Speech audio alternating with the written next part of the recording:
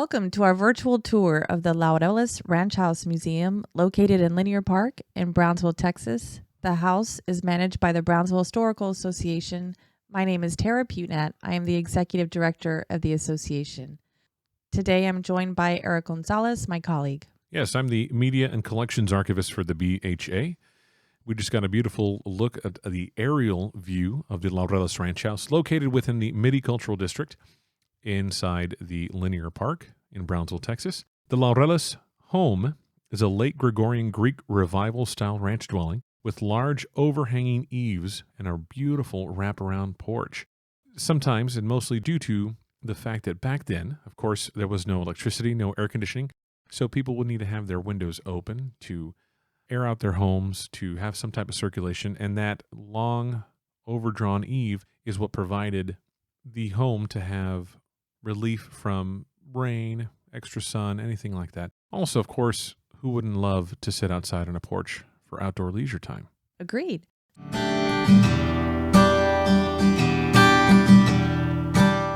So now you're taking a look at the passageway between the house and the kitchen. The kitchen is not original to the house. It was built here on the site. It does represent what a kitchen might have looked like in those days. Yeah, most houses at this time usually had separate kitchens from the actual living quarters of the home due to several different facts. Of course, if, again, stepping back in time, no natural gas, no electricity, so you had to cook with an open fire, open flame.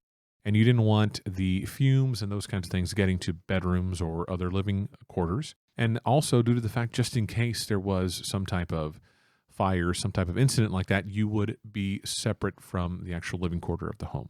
So this is a very historical, accurate representation. So what does the ranch house tell us about the history of the Rio Grande Valley and the ranching industry? The house is significant because it was owned by Charles Stillman, founder of Brownsville. He was the son of a Connecticut sea captain who came to our area at a young age, served as a merchant in the Mexico-American trade. He was also in the ranching business. As you can see here, many of the hardware, for example, these hinges that are on these shutters are accurate from that time period. We tried to save as much as we could during the restoration process of this home. Some of the shutters are original. Some of those hinges are original. So we're looking at pieces that are over 170 years old in some cases. Yes, so we tried to keep as much of the original house as possible in the restoration. We also tried to depict the great expanse of land that it would have been on in Nueces County. And there are outdoor bathrooms and a replicated small horse stable on either side of the house. Exactly. So the whole idea was just keeping that ranch theme intact here, even though it's smack dab in the middle of the Midi Cultural District and downtown area of Brownsville. And as we were looking here at the front door, that is the only original glass that is on the home. The windows, most of them were already in very bad shape, but those windows that are on both sides of that door are original. So again, over 170 years old. Yes. So according to architectural historian Stephen Fox from Rice University, he describes the house as a center passage side gabled pitched roof wooden cottage encircled by shed roof galleries and incorporating brick fireplaces and chimneys. And you'll see those chimneys as we go through the house. Those are not original. They had to be rebuilt once we moved into the new site. Correct. Much of the artwork that you see, and also with those Remington bronze statues here in the museum space, is us trying to, again, tie in that Western theme, that ranching theme, that cowboy theme that this house basically represents due to the fact that it was originally built on a ranch that was located slightly north of Brownsville, not slightly, about 2 hours more or less. But again, had that historical tie because it belonged to the founder of Brownsville, Charles Stillman.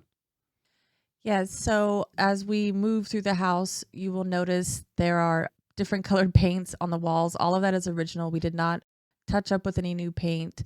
A lot of the doorways, you could see different passageways. All of those are original. We did not want to modify anything that was still intact and still part of the original house. Again, so yeah, anytime you do this restoration process, you just try to keep everything or as much of it intact as you possibly can. And again, they would have had all these windows, they would have had all these doors for breezeways, for passageways, for keeping the house cool, especially in those hot Texas summers that we have here.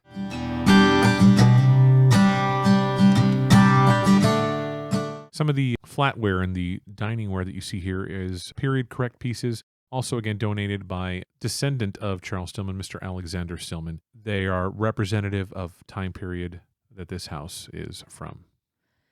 Yes, and the house is significant for its association with Stillman's pattern of investments. He was a trader, a merchant, and he actually supplied the U.S. Army. Yeah, so Stillman, he raised cattle, horses, sheep, and he transported beef hides through his shipping business. And that was also during the Mexican-American War and also during the Civil War era as well. Stillman also entered the cotton trade during this Civil War era with his partners Mifflin Kennedy and Richard King, and that the Laureles Ranch House was kind of his hideaway that he could kind of escape from when he needed to. He could go to the ranch and get away from everything.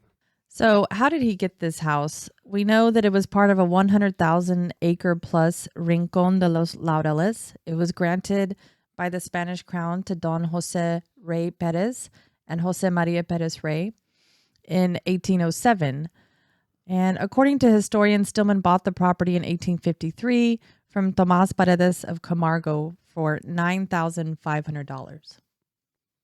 We see here some artwork, some sketches that were done as early as 2006, again, by Alexander Stillman, descendant of Charles Stillman, representative of what the house looked like and now looks like in today's restoration phase.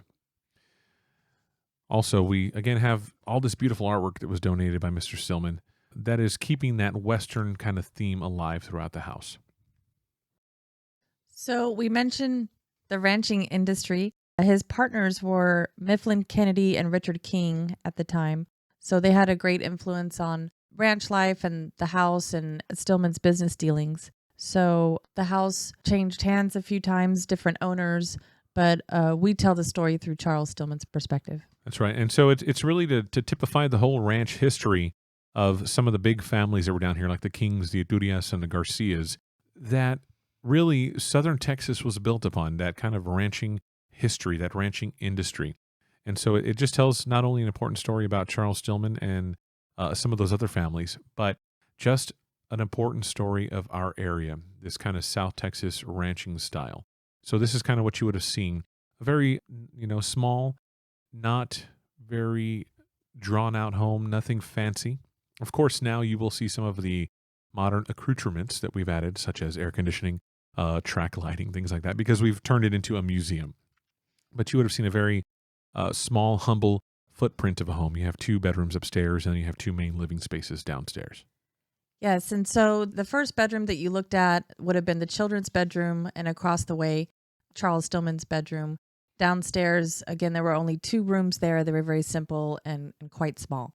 That's right. So it was a small ranching cottage, basically, something that was sitting out on a large acreage area, but it tells the story of ranch life, the simple life. You worried more about your cattle and your horses and things than you did about yourself in some cases. You just needed basically shelter from the elements.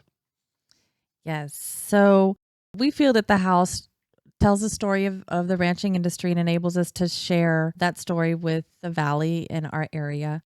It was through Charles Stillman's association with the ranchers that we talked about earlier that his presence was really felt in South Texas. That's right. And so here we are again looking at a beautiful outdoor shot of the Laureles Ranch House. And this actually reminds me that we wanted to talk to you all about coming up in March for Texas History Month. We have an event every Saturday called Ranch Days. And so we're going to have the Laureles Ranch House open to the public from 9 to 12.